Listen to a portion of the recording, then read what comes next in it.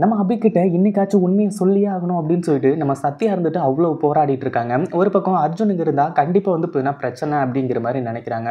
ஆனால் அர்ஜுன்கிட்ட விஷயத்த சொன்னாலே வந்து போயின்னா அர்ஜுனே இதுக்கு ஹெல்ப் பண்ணுவார் அப்படின்னு சொல்லிட்டு நம்ம சத்யா வந்து போயின்னா கொஞ்சம் கூட எதிர்பார்க்கவே இல்லை. அதே மாதிரி இப்போ வந்து போயின்னா நம்ம சத்யா இருந்துட்டு எப்படியாச்சும் அர்ஜுன் இங்கிருந்து போக வைக்கணுமே அப்படின்ற மாதிரி சொல்லி ஜூஸ் வேணும்னு சொல்லி ஒரு 10 மினிட்ஸ் வந்து போயின்னா டைம் கிடைச்சா போதும் அப்படின்ற மாதிரி சொல்லி அந்த 10 மினிட்ஸில் வந்து போயின்னா நம்ம அபிகிட்ட எல்லா உண்மையுமே சொல்கிறாங்க. நீங்கள் நினைக்கிற மாதிரி வந்து போயின்னா இன்னும் வந்து போதுன்னா சாகலை எங்கள் அக்கா அப்படின்ற மாதிரி வந்து சொல்கிறாங்க. இதை கேட்கும்போது வந்து போதுன்னா என்ன சொல்கிறீங்க, என் தேவி வந்து போதுன்னா உயிரோடு இருக்காங்களா அப்படின்ற மாதிரி வந்து அவரும் வந்து போதுன்னா ரொம்பவே எமோஷனலாக கேட்குறாங்க.